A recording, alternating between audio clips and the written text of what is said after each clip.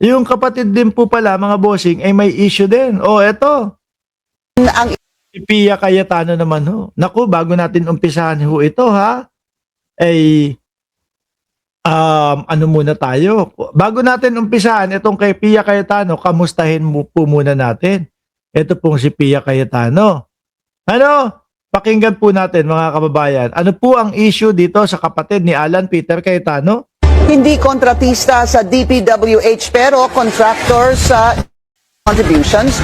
Nadiskubre namin na government contractor din ang ilang donor Oh, yan. ni Senador Pia Cayetano. Bumabalik. Yan ang exclusive agenda report ni Joash Malimbag.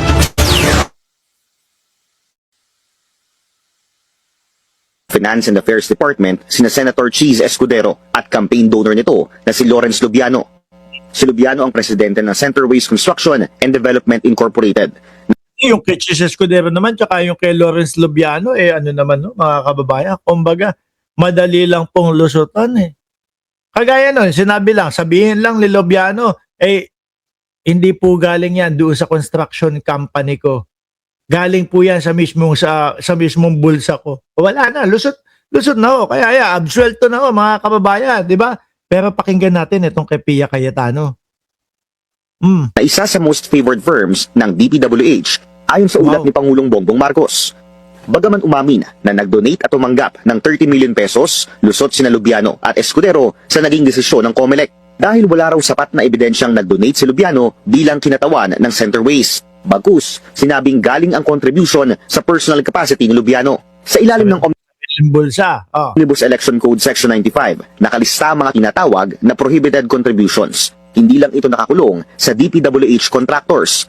Kabilang din dito ang mga contractor sa anumang ahensya ng pamahalaan at mga personalidad na nagsasagawa ng natural resources exploitation sa bansa tulad ng pagmimina.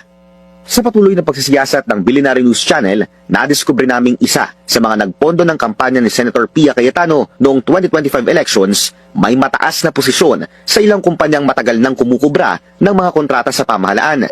Kabilang sa top Ano kaya to? Mga diskaya? Mga diskaya kaya? donors ni Senator Pia ang ilan sa mga pinakamatataas na abogado ng Tan, Acut, Lopez and Pison Law Office. Isa rito, si Senior Partner Attorney Edmundo El Tan na nagbigay ng 5 million pesos sa nakalipas na halalan. Si Senior Partner Attorney Sabino E. Acut Jr. na nagbigay ng 2 million pesos. Si Senior Partner Attorney Bernard Lopez na nagbigay ng 3 million pesos. At ang partner na si Attorney Valentino Dayonela na nagbigay naman ng 1 million pesos o may kabuuang halaga na 11 million pesos. Former senior partners at former senior associates silang lahat sa Ponce Enrile Cayetano Reyes and Manalastas Law Office, kung saan isa sa founders ang ama ni Senator Pia na si late Senator Renato Rene Cayetano. Bagaman may long-time connection na ang mga nasabing abogado at ang pamilyang Cayetano, deklarado ni Attorney Tan sa kanyang publicly available information ang directorial position nito sa iba't ibang mga kumpanya. Kabilang na ang APC Group na may ilang subsidiaries tulad ng Arag Sabi ni Jordan J. Siya pala yung isa sa BJMP. Si Cayetano? Si Pia ba? O Peter? No, baka, oo. Kasi yung B, Bong Revilla. Sabi, no? Nung nagsasabi ng BJMP. Yung J. Jinggoy. Yung M. Marcoleta. Pinangalang talaga ang hinihintay. Ano po? Pwedeng Pia, pwedeng Peter, pwedeng Padilla naman, no? Mga kababayan, grabe oh, di ba? Pwedeng Pia, eto may issue na lumalabas. Pwedeng Peter, halongkatin at babalikan yung Caldero issue. Tapos pwedeng Padilla, doon naman sa obstruction of justice. Foreign Power and Energy Corporation, PRC Magma Energy Resources Incorporated at APC Mining Corporation na dating nang nakakakuha ng mga kontrata sa pamahalaan, partikular na sa Department of Energy. Direktor din siya sa Sagittarius Mines Incorporated na kontraktor ng pamahalaan sa Tampakan Mining Project, ang pinakamalaking copper gold mine sa Pilipinas. Una nang sinabi ni COMELEC Chairman George Garcia na tinitingnan na rin ng COMELEC ang ilang donor contractors sa sosyo ng mga kumandidato sa nakaraang halalan. Kabilang daw dyan ang ibang contractor sa labas ng DPWH, pati na rin ang involved sa mga mining company.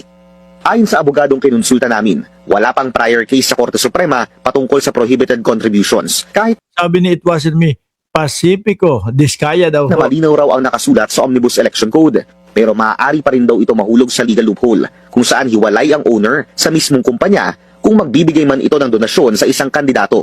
Ayon sa COMELEC, oras na mapatunayang lumabag sa Omnibus Election Code, maaaring maharap sa isang election offense ang isang kandidato at ang donor nito na may Oh, baka sandali Nako, Pia Cayetano, pag-isipan nyo kung ano yung mga isasagot at sasabihin nyo dito baka mamarkuleta din kayo. Oh, kagaya ni Marcoleta kung siguro simpleng pag-amin lang na hindi namin nailagay, no? Baka nag-ano lang siya, nagbayad lang siya, nag-fine lang siya.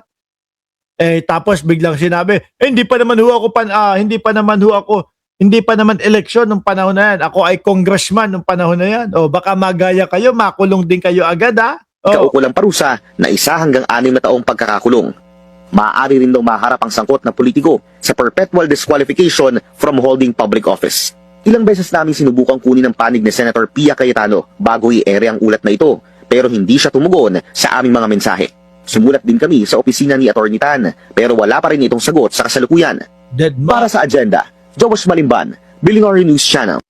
Dinedbal lang nila. Anyway, mga boss chief mo, sir, ayan lang nakita ko lang po kasi naibalita ho yan, mga kababayan. Peter Cayetano, Caldero, Pia Cayetano, eto namang nasasabit. Maganda ho ito. Sino sa tingin ninyo? Peter Cayetano, Pia Cayetano, o Padilla? Yun pong doon saan ba yan?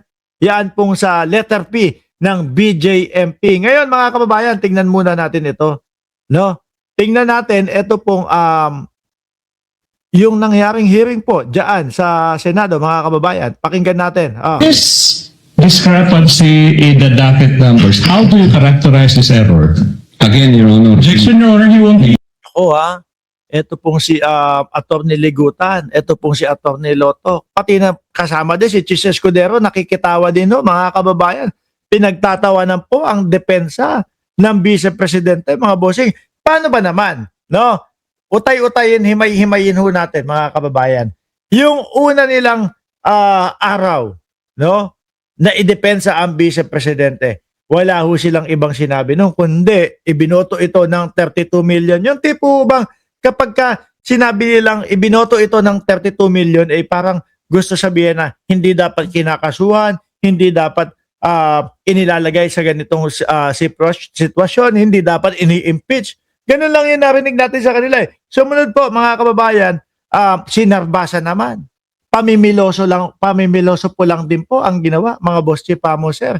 Biruin mo, objection, Your Honor. Bakit?